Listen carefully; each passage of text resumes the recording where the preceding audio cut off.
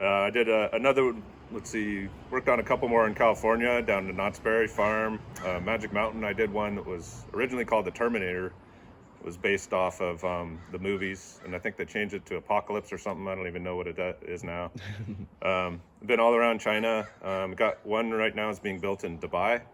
So that's another cool thing about being in this field is it's kind of led me to travel around the world, seeing different places.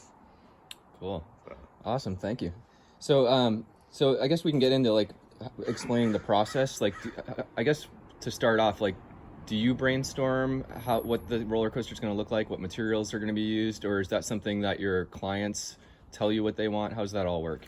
Yeah, so me being the structural engineer, I'm responsible for designing everything that supports the train, basically, from the track down. So that's my part of the design. I work with other people that do, the other aspects of the design. One being, someone has to design the trains. Um, Someone has to design the layout of the ride, and other theming attraction type features and stuff to it. So typically the park has something in mind, or they have a piece of land or area that they're dealing with, and they approach us or my client with an idea, and the people I work with help them develop that idea. And it starts with laying out something in plan, so you can see the roller coaster going around, and then they'll do a profile so you can see the top of Lift Hill, and then you can see the ups and downs, and they'll fit it on the side, and then it kind of goes from there. There'll usually be a couple iterations until they narrow in on a design that makes sense for everyone. So. Cool. Cool. So, how long does the whole process take, you think, from having a piece of land and, going from there? Yeah,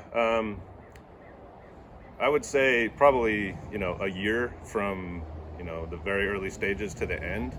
I usually get involved with the project.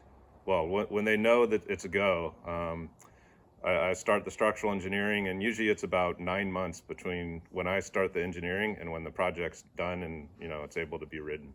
Cool. So, and then like you have other projects going on at the same time. So how do you juggle all that? Yes. Working on. So, like I said, I'm a structural engineer. Typically, we're a sort of a subcontractor for the roller coaster designer and builder or amusement park. Those are both some of our usual clients. And the way it typically goes is, well, sometimes I'm working on roller coasters, but like Andy says, we also have other projects too. So we design bridges, buildings, houses, other, whatever it may be, non-building structures, retaining walls, just anything. So yeah, we gotta kind of put some of that aside when we get a big roller coaster project, but in general, yeah, we do all sorts of structural engineering. Cool. Are you working on any coasters right now? Currently, I'm not working on any roller coasters. The one that is being built in Dubai, we're just kind of watching the process and answering questions as it's built. I did another consulting job for an existing roller coaster at Great America, but a lot of things have been put on hold right now due to the pandemic and amusement parks not being accessible to people. So it's yeah, we'll see what happens with all that. Cool.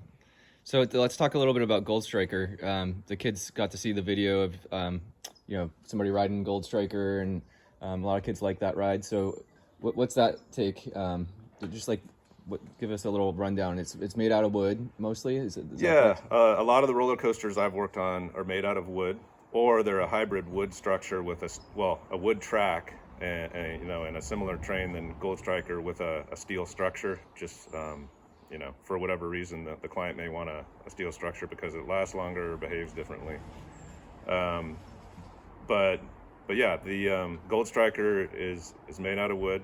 Done a number of coasters like that, but everyone's a little different. One of the challenges with the Gold Striker is maybe you've noticed there's a bunch of tunnels on the ride, Mm-hmm. and those tunnels were originally there because they were trying to control the sound so that it didn't affect neighboring businesses and stuff like that.